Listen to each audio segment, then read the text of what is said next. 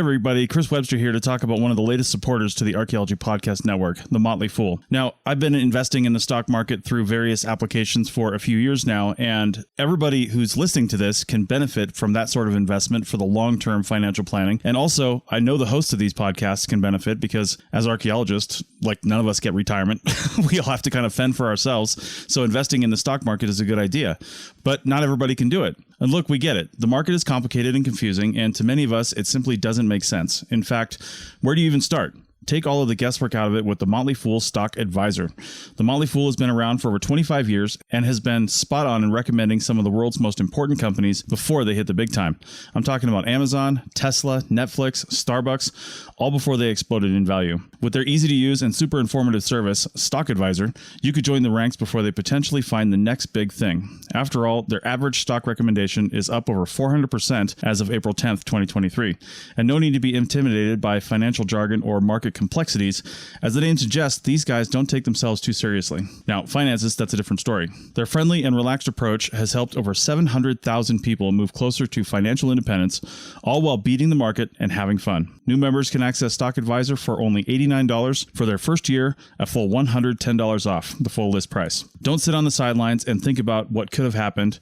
Visit fool.com/APN to start your investing journey today. That's $110 discount off of $199 per year list price. Membership will renew annually at the then current list price. So again, check the link in the show notes of this episode. You're listening to the Archaeology Podcast Network.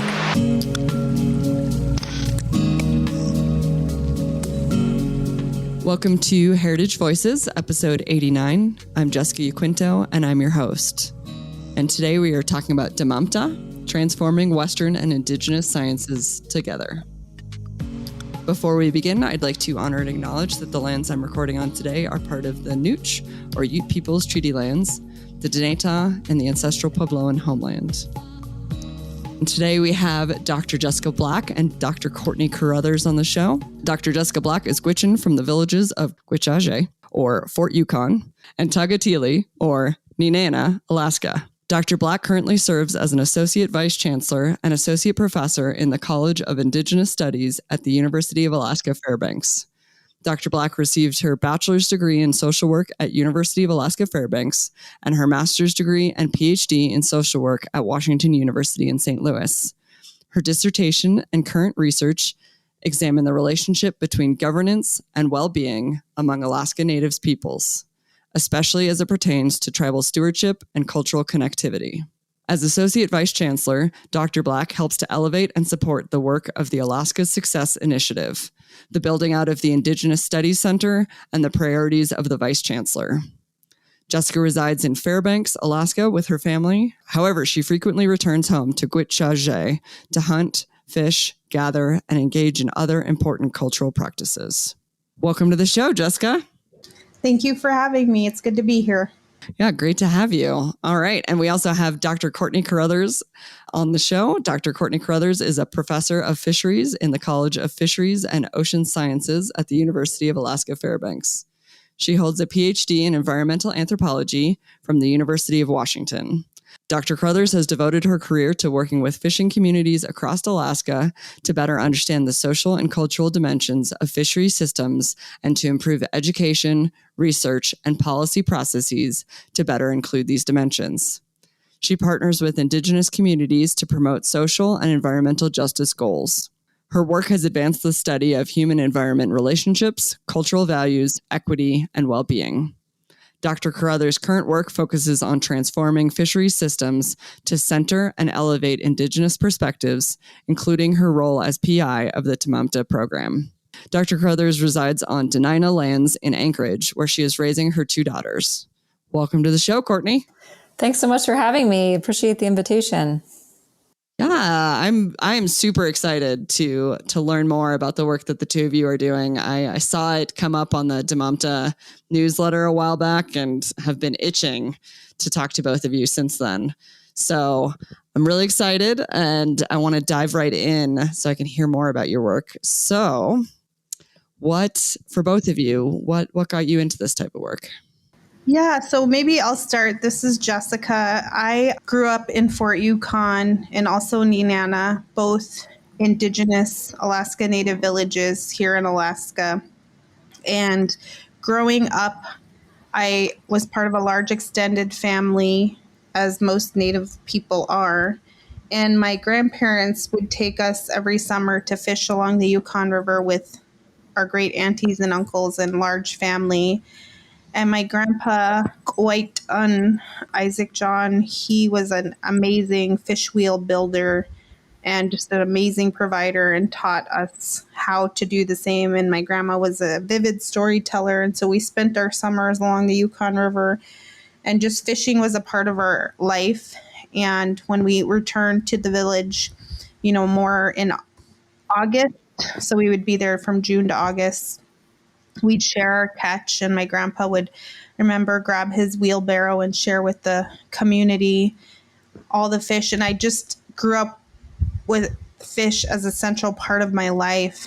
And fast forward now in my career, I am much older, but this will be the 5th year that we have not fished for salmon on the Yukon River due to a collapse of Chinook or king salmon and also chum salmon, which are later in the season. So usually you fish for king salmon in June and July, and then the early fall chum come in at the beginning of August. And then the late fall chum come more towards the end of August, early September, and those late chum come for dog food. So fish was just a central part of our lives. So growing up along the Yukon River instilled with this value of working hard to fish and provide for your family. And then fast forward, decades later, we have a total collapse of fisheries. And so what really brought me to this work is the deep inequities that exist around who gets to say who gets to fish and where the problems lie in terms of why these collapses are occurring and what are we going to do about it. And so Alaska is a unique place. It is home to over 200 federally recognized tribes. I think there's 231, maybe got the number a little wrong. And we have been in this place for over 10,000 years. In fact, some of the earliest recording of people and fish relationships occurred 11,500 years ago in the Tanana River Basin, which is where Nenana is located. And so Indigenous present stewardship, yet we don't have equitable seats at decision-making tables because even though we're federally recognized tribes, the land ownership is very unique. A lot of Indigenous lands are owned by corporations, Alaska Native corporations, some tribal lands, some individual allotments. And so the whole land governance process has really, in some ways, I'd say in many ways impacted our ability to be respected and brought to the table in fisheries decisions, even though that shouldn't matter. We've been long-term stewards regardless of who owns the land. So I'm just very passionate. I have my background in social work, so I'm very much focused on well-being, our ability as tribal people to weigh in on those decisions that bring us well-being, such as natural resources, stewardship. I call them relatives. Resources doesn't really reflect what I feel. And yet we've been erased and marginalized in the decision-making process. And we're witnessing in real time a total collapse of our way of life due to these fisheries collapses. And it's been devastating. So I'm very motivated to make a difference in this work. And that's what brought me to Tamamta in one way. Thank you. Yeah, and I can share, this is Courtney. I'm really coming to this with a lot of passion as well. I'm a settler here in Alaska, a white settler originally from Pittsburgh, Pennsylvania. And I was blessed to be able to start my PhD program in Seattle, Washington, and had a research assistantship with NOAA Fisheries 20 or so years ago, and was brought to Kodiak Island as part of the federal agency was showcasing a new program where communities in the Gulf of Alaska could collectively purchase fishing rights because they'd lost a lot of fishing rights. And I was a young student at the time, and I was asking a lot of questions about why did communities lose their fishing rights, and also came to learn that these weren't just any communities, they were the indigenous communities of these lands that had fished for, 10,000 plus years and really had no access to the fish right out their back door. So similar but different to what Jessica was sharing, where in Kodiak, when I was visiting there 20 years ago, abundance of fish, abundance of salmon, commercial fisheries, subsistence fisheries, but yet people were being regulated out of their own fish through the privatization of access. I think in the 1980s, the right to fish for salmon in Kodiak was like $200,000 to purchase that permit. And I was again blessed with an ability to do my PhD research in the village of Old Harbor and some other Sugpiaq Alutiiq villages in the Kodiak archipelago, and had elders telling me stories, really just showing me the amazing ways of life, their fishing ways of life, their deep connections to place, to fish, to everything, and in how few years since these programs were put in place that there had been a severing of those livelihoods. And it struck me as being, I'm from Pittsburgh. We were told not really to eat fish when I was growing up because of all the industrial pollution. I have like really no connection to fish or that lifestyle. I really knew nothing about it. I just came in as a total outsider, but it just shocked me at how inequitable the system was and how little people knew about that inequity. And so that was, a really important waypoint in my life where I wanted to try to help, through the close relationships I formed with communities and people in that region, help to right those inequities. And that's what really brought Jessica and I together, even though we came from really different places and different fields, these inequities around how fisheries were being, taught about, researched, and governed. The indigenous people of Alaska really were being left out in all respects. And so we got super motivated and super blessed to have been introduced to each other and able to work on this problem from a lot of different angles together. How did you guys get introduced to each other? Yvonne Peter, Jessica's former vice chancellor of UAF, introduced us. Was it 10 years ago, Jess? I remember I cold called Jessica from the front seat of my van while nursing like a 1-year-old baby, like in the parking lot of Target. And I felt so unprofessional. I'm like, oh my gosh, I'm calling Dr. Black. She's going to just, I don't know, think who is this crazy person calling me? And just from the first moment, she's like, oh my God, like I have a daughter the same age. And we just really bonded right away. Personally, I think more, and then got to know each other more professionally. But yeah. Yeah. Awesome. I remember that call vividly. And so I begged her, we had gotten a foundation, wanted to give some money to support salmon research. And so we had sort of gotten this, some biology type folks were leading work around salmon, and they at least had enough, foresight to think about the social and cultural aspects of salmon systems. And so they had asked me to lead some part of this social, cultural dimensions of salmon systems. And I felt very uncomfortable to do that without an Indigenous scholar leading that portion. And so Jessica was really gracious to kind of accept this invitation, not knowing the full team. And I didn't know much at that time either, but we came together to kind of set out something that ended up being pretty good. It was called the State of Alaska Salmon and People Project, and it's sasap.org. We can put that in the show notes. There's a lot of data that was collected as part of that process, but it brought together a large team, and Jessica led the Indigenous component of that. And what did the Indigenous component of that look like? Well, for SASAP, at that stage, we really were trying to reveal, I think in general, the fisheries system, like the fisheries science.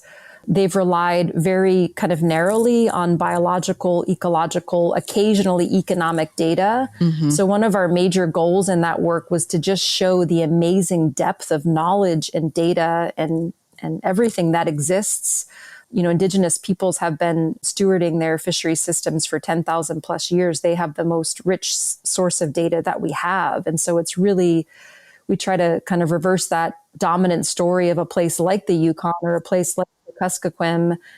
The fishery scientists call it, quote unquote, data poor like there's not much time series data on some of these systems in Alaska from a Western science perspective, but there's an incredibly deep Indigenous knowledge base. So some of our first steps were just sort of helping to increase the visibility of Indigenous data and knowledge as valid.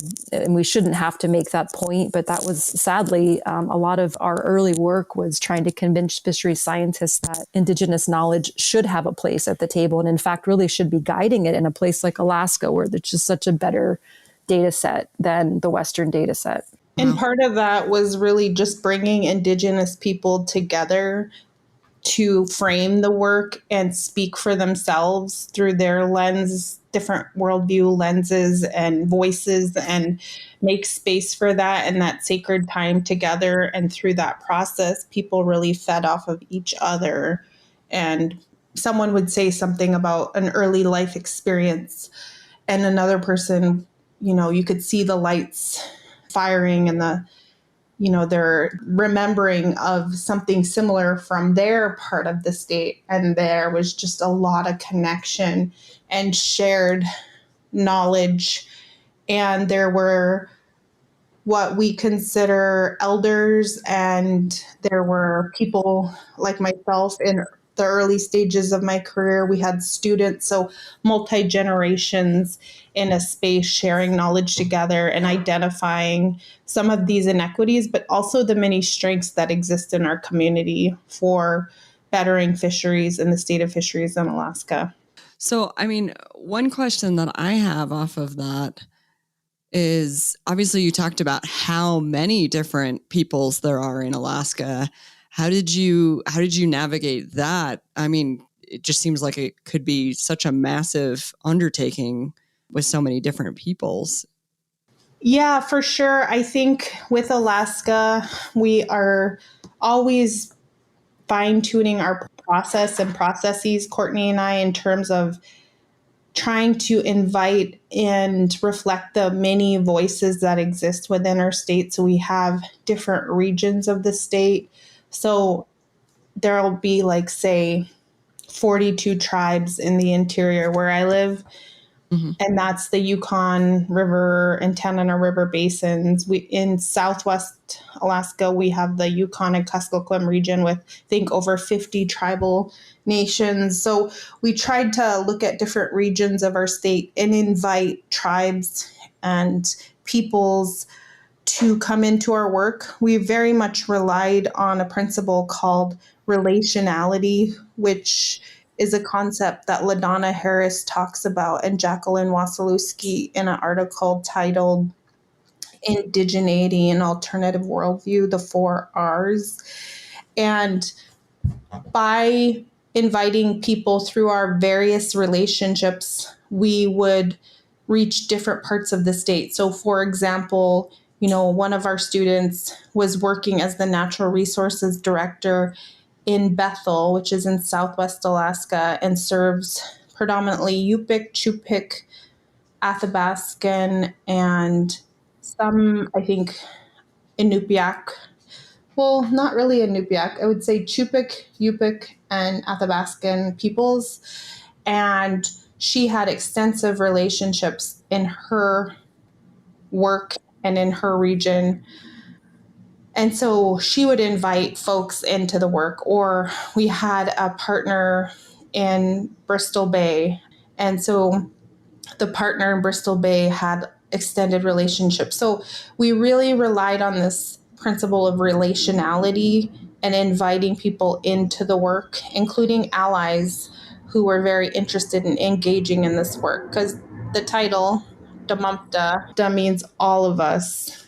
And so by inviting in allies and inviting in relations of our team, people who are either related to our team members through relatives or close friends or mentors, we really started to build our extended network.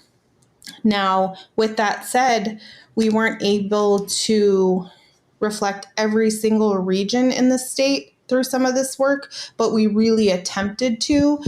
Mm-hmm.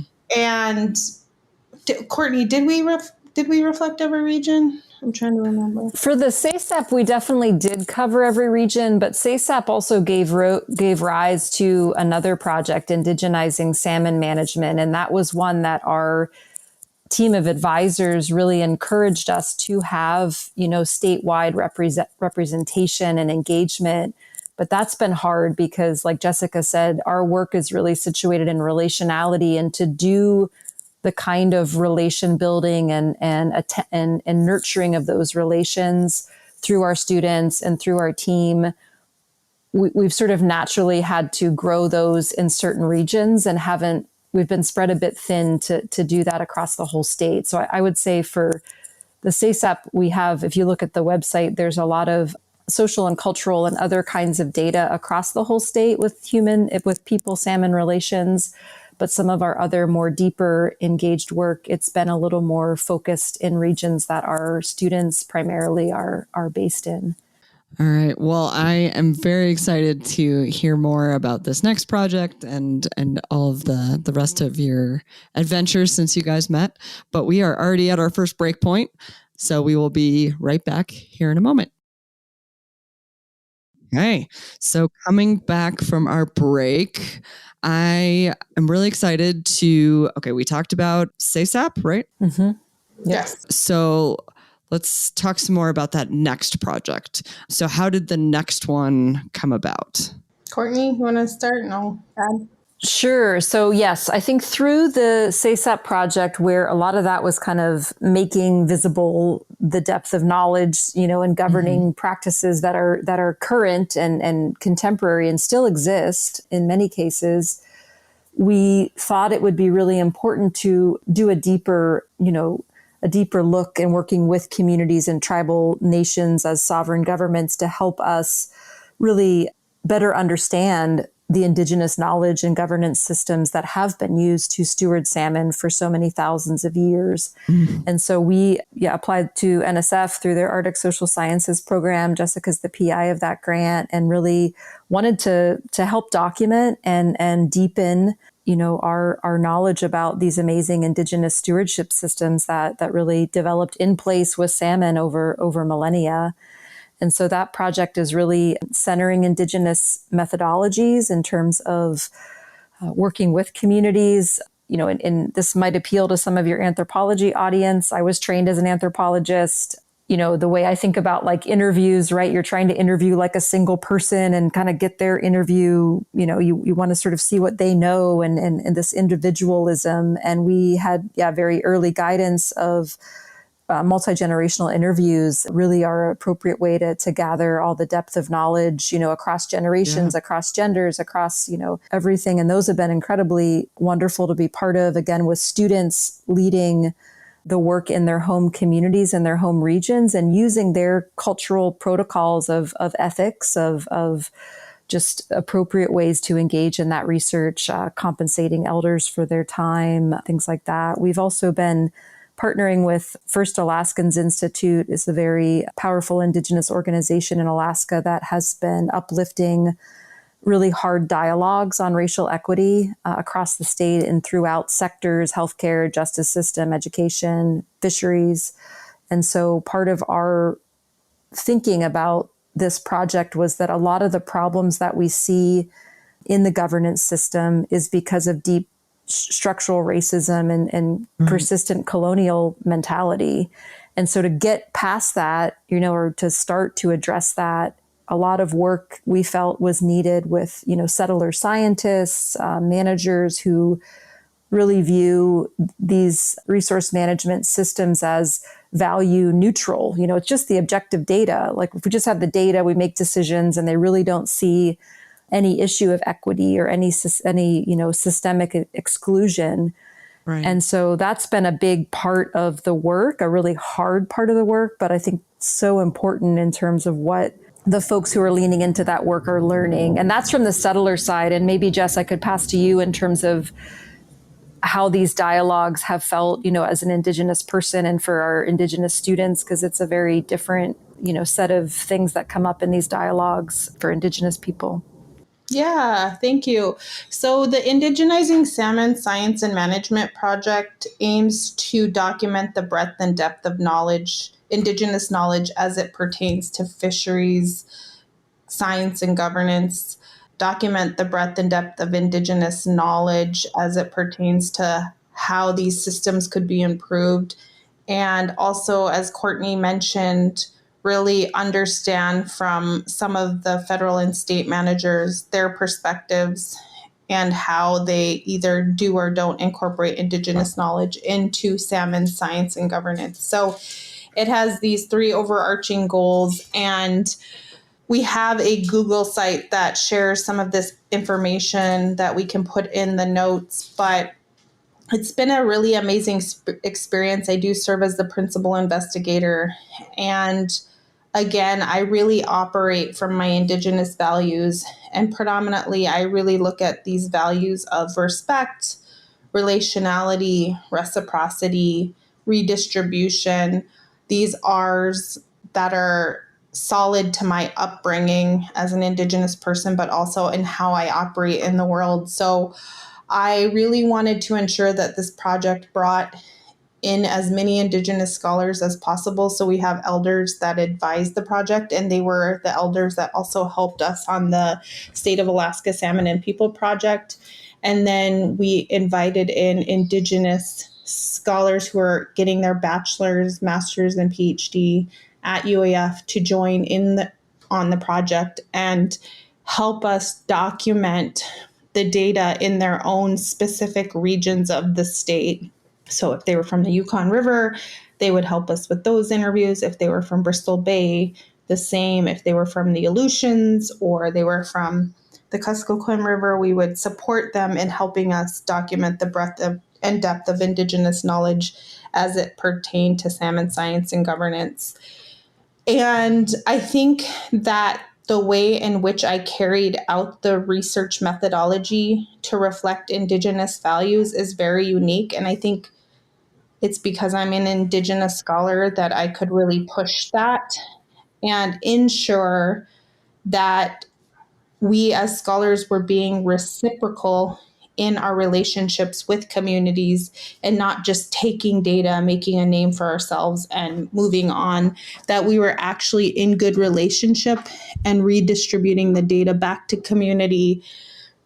We were teaching younger Indigenous students to document the knowledge of their people, giving them the opportunity to engage in this work. I should say that the way we view our students is very much as colleagues. So we see them as whole people bringing a lot of knowledge to our research spaces, teaching us as well how to be in better relationships with communities.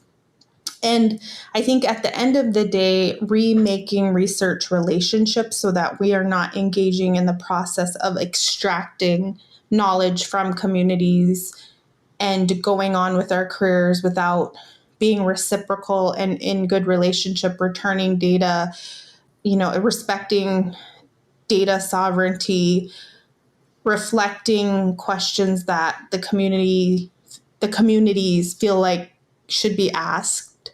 So really engaging in deeply relational work, and that takes a long time. I'm very proud of the work that we have done so far. I think ISM has really supported a lot of Indigenous scholarship and taught other scientists how to engage in this work in a good way and create stronger reciprocal relationships with Indigenous communities. But it does take a lot of effort and time. And for example, with the dialogues with predominantly Indigenous peoples, it may be a very different type of dialogue than if you had Indigenous and non-Indigenous peoples in the dialogue, because everybody is at different places with their understanding of, for example, colonization and its ongoing impacts that really target these issues of inequity. So we've had to really be reflective in our own processes so that when we ask students, for example, to participate in these dialogues, that they're prepared to have these hard conversations, but also, be at a different place than, say, maybe even their professors who have less understanding of these long-term issues than they do. So there's been a lot of adjusting as we've gone along. And again, we've always done deeply relational work, very reflective when we get critical feedback, and tried to adjust in real time as we've gone forward in ISM. Yeah. And one of the last things Jessica was sharing about this reflexivity, and I think one of the last dialogues that we hosted, we recognized the need for kind of accountability for some of the allies that are engaged in this work. And so that's another thing that kind of in response to the recognition that some of the faculty and others, in the state and federal fisheries system that are engaging on these topics that have a good intention and want to lean into this work are coming maybe from a place where more learning is needed before they can effectively engage, or, just the sort of deepening all of our own work as settlers in an Indigenous place. And so we have a colleague, Peter Wesley. He's part of the Tamamta leadership team. He's a evolutionary ecologist, a fisheries evolutionary ecologist, also at UAF. And so he is helping to lead Accountable Allies group, where those of us non-Indigenous folks in this work are trying to do hard work, meeting regularly, hosting our own kind of learning events so that we can shoulder some of the emotional labor and other kinds of labor that Jessica and other Indigenous scholars and students are having to labor on a daily basis in our institutions that really need to shift and are slowly shifting. But we're trying to, that's again, the spirit of Tamamta is this work of transformation really is for all of us to be doing in the appropriate roles that we can play.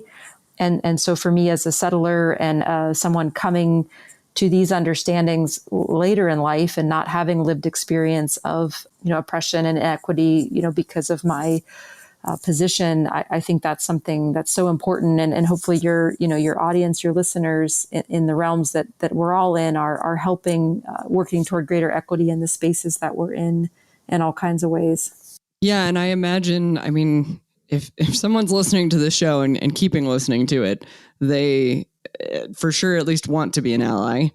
But I do think that is an important point. What are some of the highlights from that group, or things that you would share to people that really want to do this type of work, but maybe don't even realize that they don't have the background to do it yet?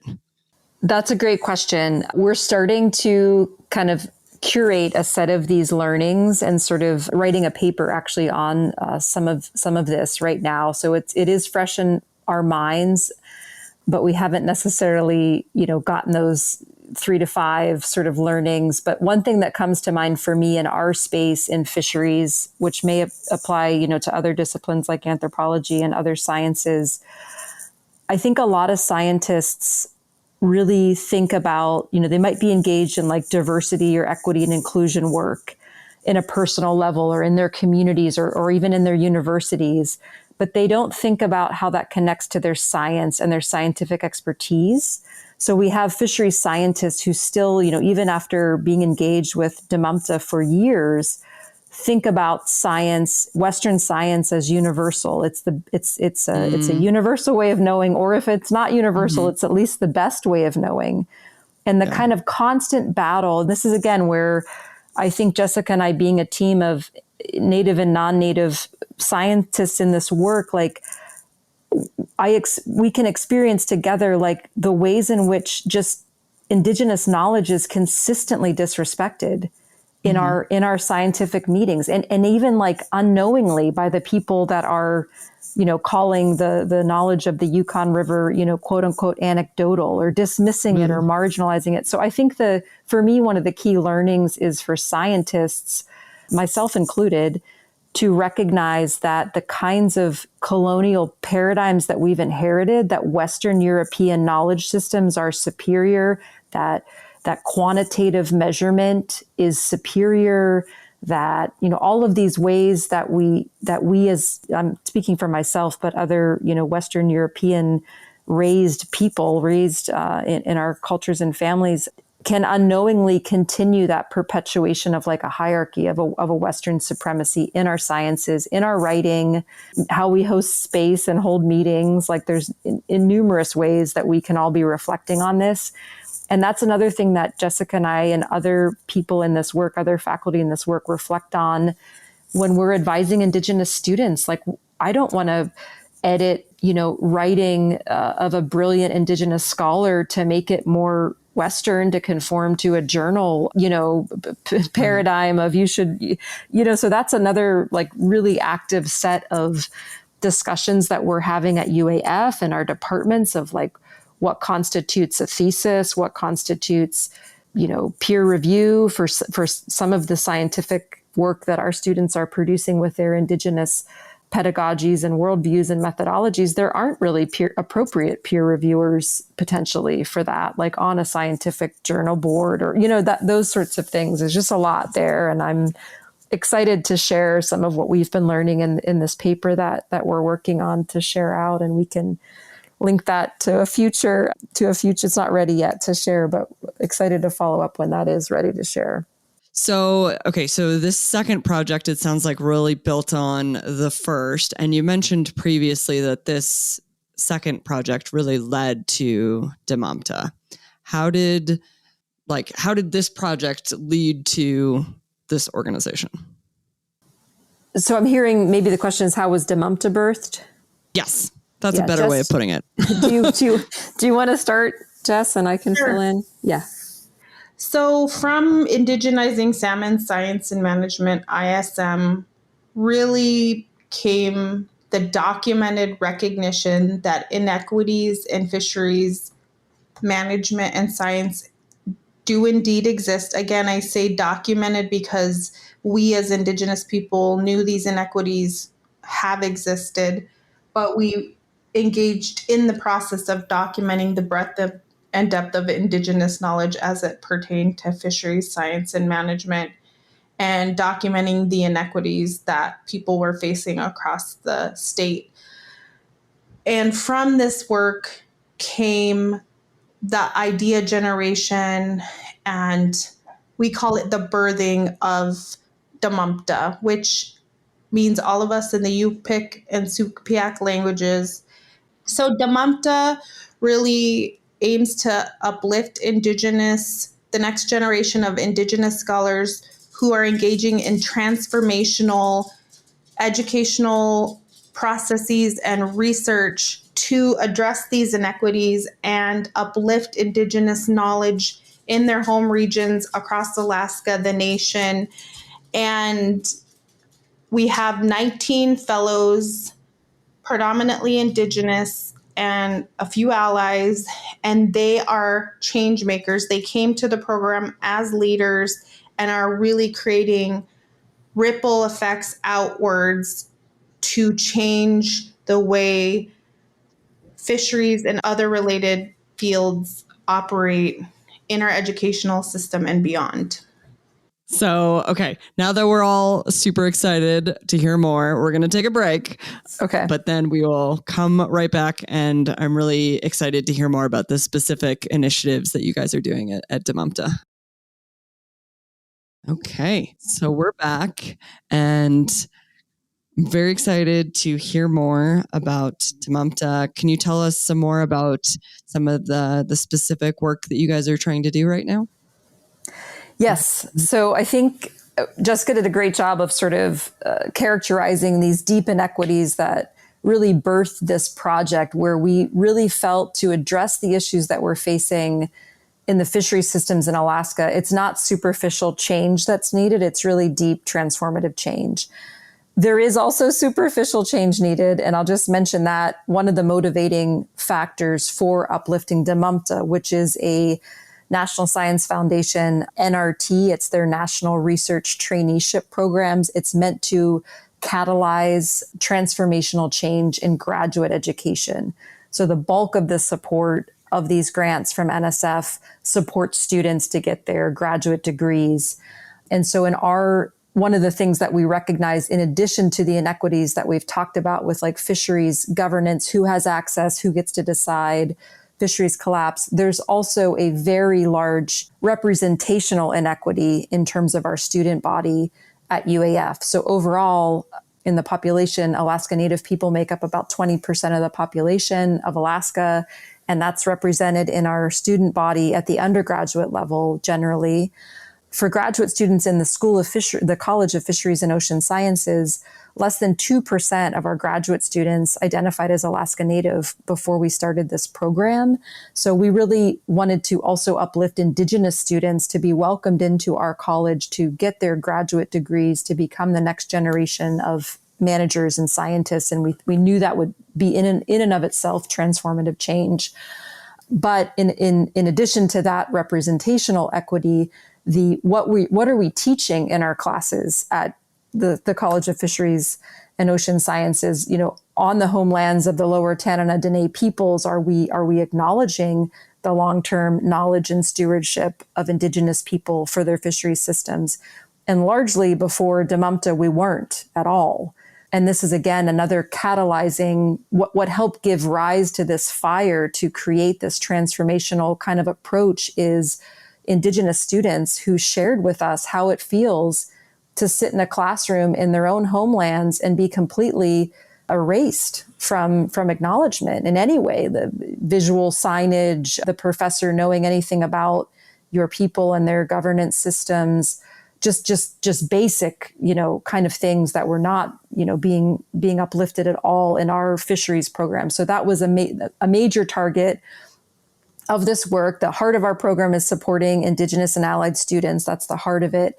But relatedly is some really deep work with our faculty in the college to sort of help share about some of these, about Indigenous erasure, about the kinds of ways that faculty who might not be knowledgeable about Indigenous history and contemporary stewardship systems can lean in and learn about that, or they can have relationships with Jessica and other Indigenous faculty at UAF, but also the elder advisors that we work with in our program. We have a program to bring elders into the classroom where we're supporting them as experts, with honoraria, recognizing their time is incredibly valuable and making it so they can be supported to be educators alongside our other faculty on campus. We've been doing deep exchange work where we're kind of like trying to be together using an Indigenous, pedagogical approach of land-based relationality. So gathering together as a community. We've been blessed to be invited to Howard Luke's Galia Spirit Camp. Howard Luke was an elder who has since passed away, but really wanted his land to be, and his family continues this, wanted his land to be used for education and gathering. And it's right across from the Fairbanks campus on the Tanana River. And so we've been welcomed by the family there to gather as a community to learn together, to support our students as they start their program, but also to have our faculty deepen their understanding of Indigenous connections to and history. And so that's been a major thrust.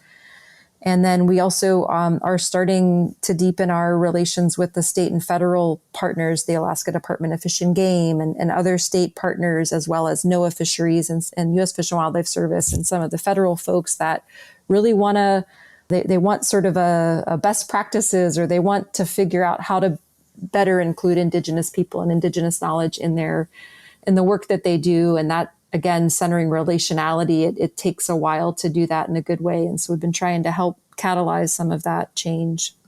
It's one thing I love about all of that. I keep hearing through the nonprofit that we founded, a group of us, we have Indigenous interns. And one thing that we keep hearing from them is how actually rare of an opportunity it is for a lot of them to have the opportunity to really interact in depth with elders and just kind of have that reason to approach an elder, I guess, and how meaningful that is. So I love this aspect of, you guys paying honorarium for elders to come into the classroom and these other types of opportunities for students to have that opportunity to engage with elders. I love that. Yeah. Yeah, it's so precious. Anytime that we all have been gifted with elders in the retreats that we were mentioning in the time on the land, inviting elders to join us for that whole set of days and just being with us, for meals and for cultural activities and stories. It's just been really profound, I think, for all of us to be able to spend some deep time with precious elders. Yeah. Yeah. Oh man. Yeah, no, this is amazing. I also love the fact that you have programs, set up by region where the students are really like leading the effort for their own region. I don't know, it's really cool. It's really interesting. So one really cool aspect of Tamamta, in addition to us supporting, encouraging, uplifting elders to come into our institutions and teach and recognized as the scholars that they are, is that we also really support our students in engaging in the research that they want to engage in with community. So our students are from all over the state of Alaska and the lower 48. We have a few from the lower 48, but they live here in Alaska, make their homes in our Alaska communities, and work in relationship with the communities in which they live and work.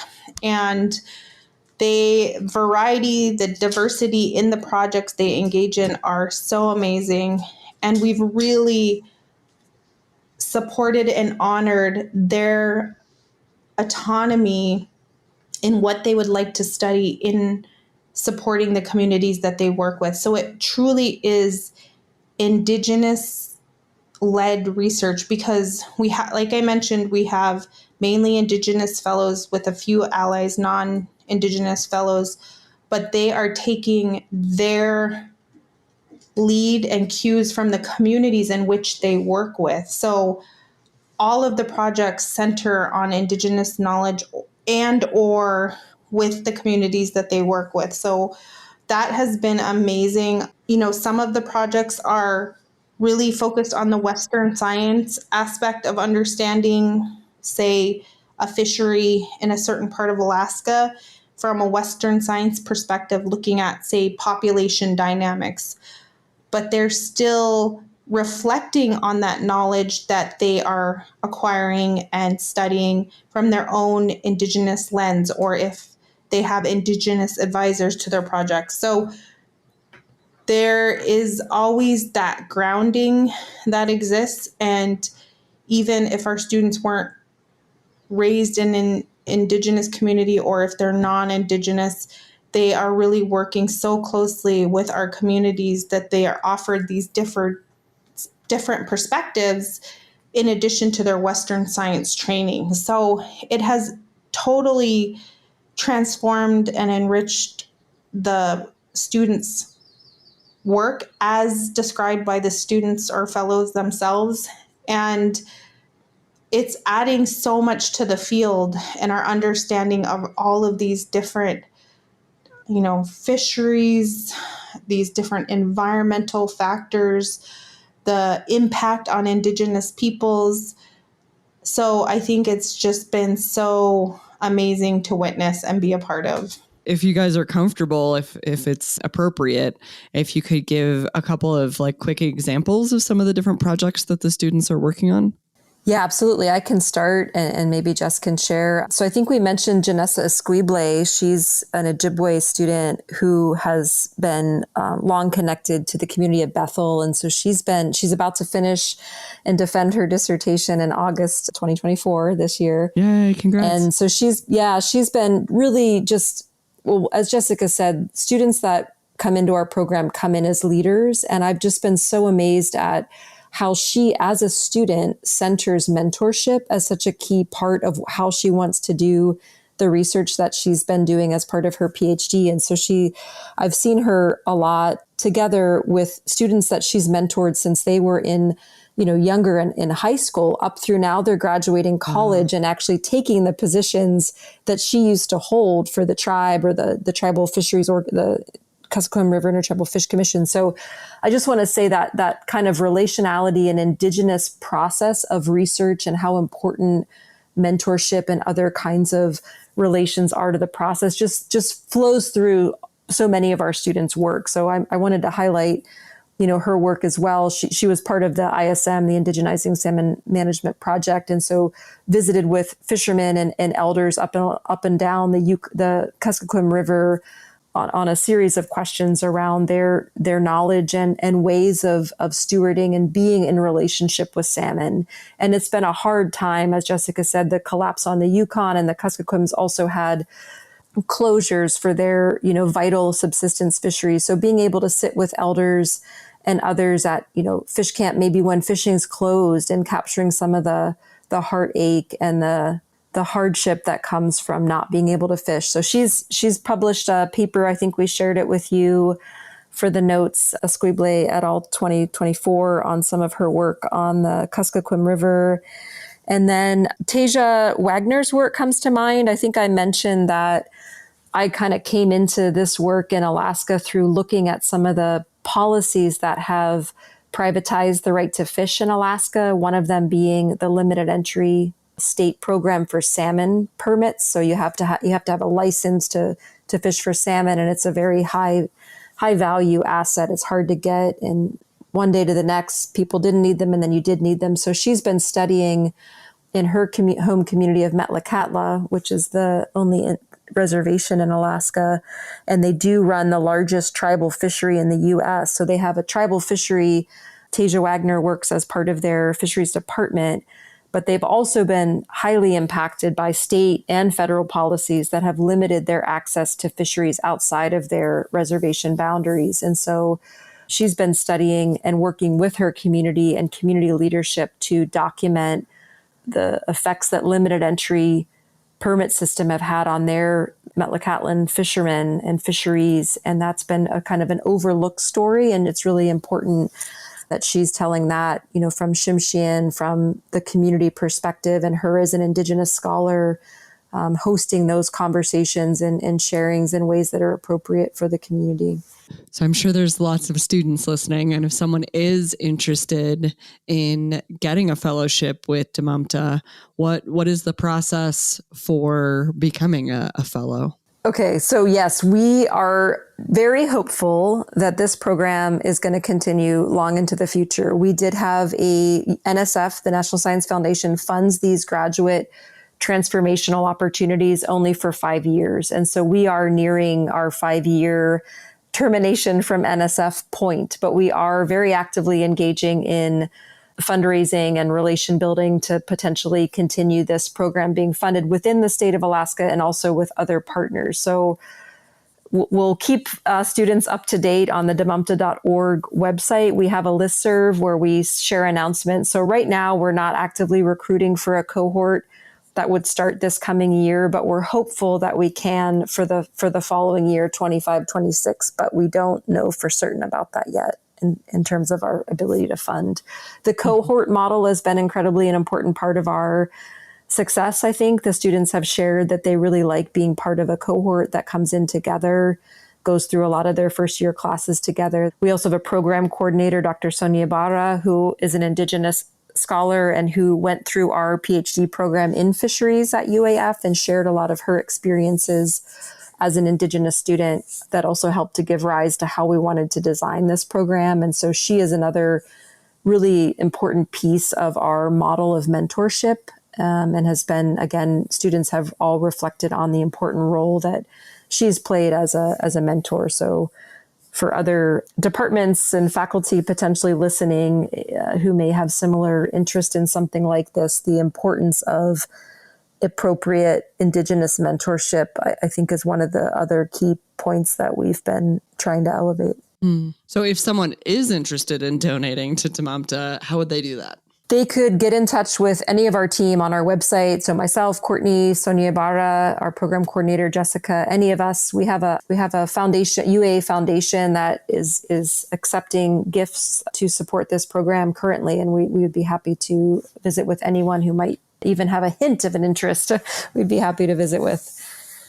All right. Well, either of you two, it always goes so fast, but do either of you have any, burning last thoughts that you would want our listeners to know about, your work, Tamamta, the students, whatever comes to mind. Yeah, I would just like to thank our listeners for joining into the podcast today and hearing what we have to say. I think that transformational change begins with all of us, and it's important to get involved because while we're talking about transformational change in Alaska as it relates to, say, fisheries and some of the inequities that exist and collapsing fisheries, there are different challenges all over the world, including wherever you are tuning in from.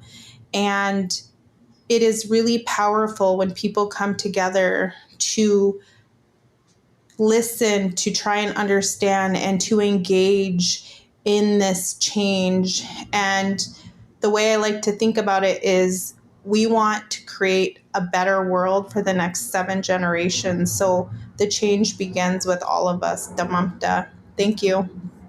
Yeah, I love that, Jess. And I was thinking on a similar line, just to share again, as a non-native person in this work, I think sometimes for some of you listeners, you may feel this or have colleagues that do this sort of trepidation and fear about like making things worse or what's my role in this work. I have reflected on this quite a lot, and I'm in a leadership role in this work as a non-native person, and I think about the appropriateness of that a lot and the appropriateness of my role.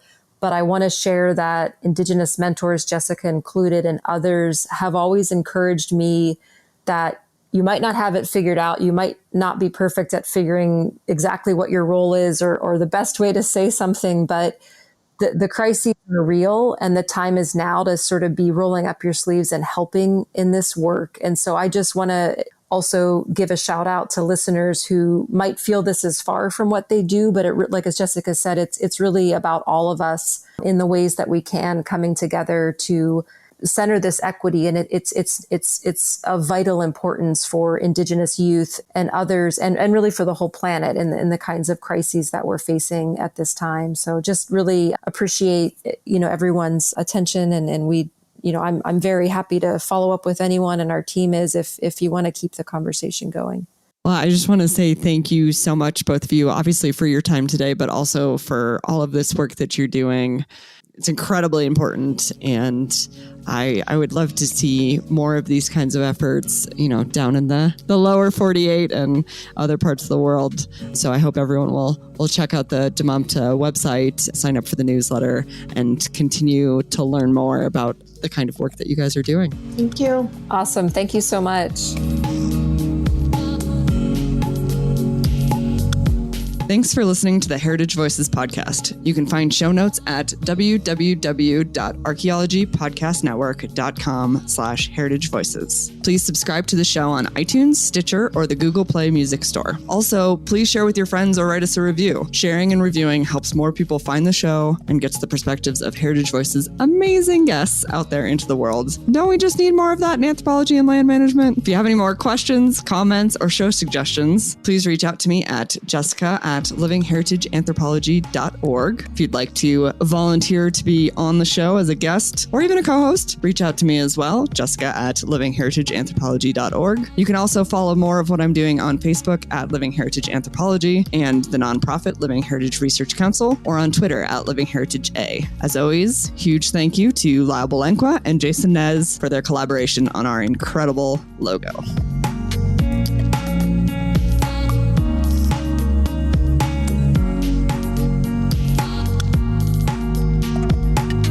This episode was produced by Chris Webster from his RV traveling the United States, Tristan Boyle in Scotland, DigTech LLC, Culturo Media, and the Archaeology Podcast Network, and was edited by Rachel Roden. This has been a presentation of the Archaeology Podcast Network. Visit us on the web for show notes and other podcasts at www.archpodnet.com. Contact us at chris@archaeologypodcastnetwork.com.